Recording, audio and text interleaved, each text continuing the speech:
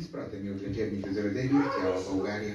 Някой път да заболяват от вакциниране, но го карат доста по-леко. Защото не всеки може да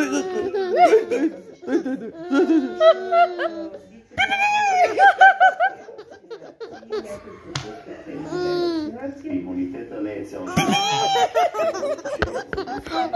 Имунитета значително отслабва към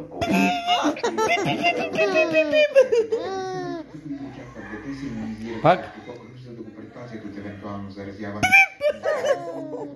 Задължителна карантина, а за контактните им лекари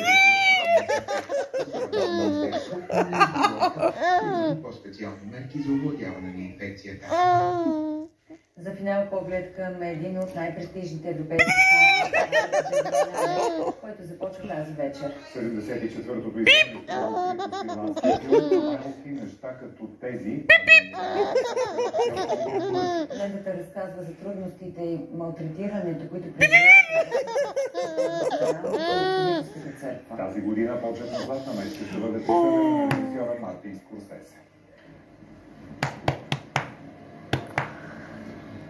Емисията ни завърши. Приятна вечер.